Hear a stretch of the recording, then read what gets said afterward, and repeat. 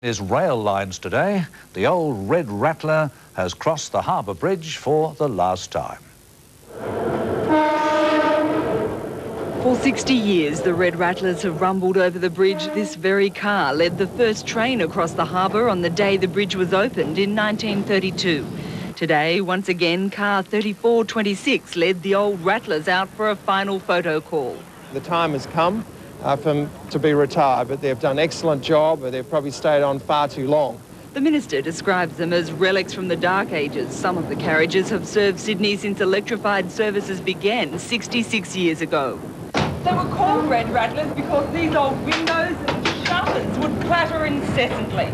People have been injured, even killed, falling through the open doors, and commuters seem happy to see an end to the Rattlers. No, I don't think there's much nostalgia about a Red Rattler. I think they're disgusting and filthy. I can't come quick enough.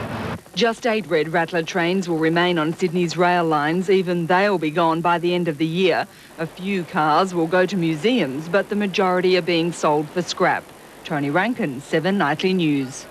Being phased out to be replaced by the new Tangaras.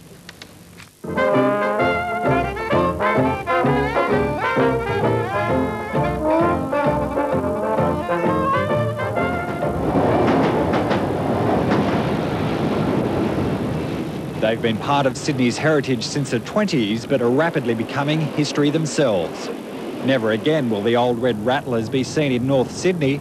They bumped and shook themselves across the Harbour Bridge for the last time today.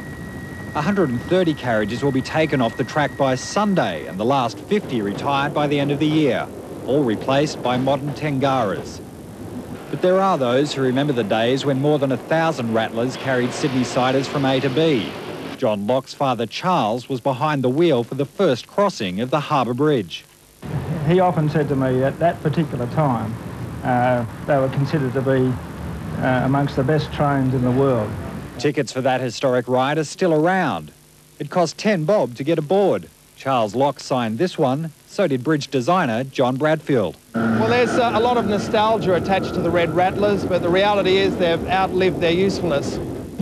As far as I've been concerned, you know, they've been the basis, the backstay of the bulk of Sydney's transport system, and I feel that it's a day that's got to be honoured to see the last of them honestly go.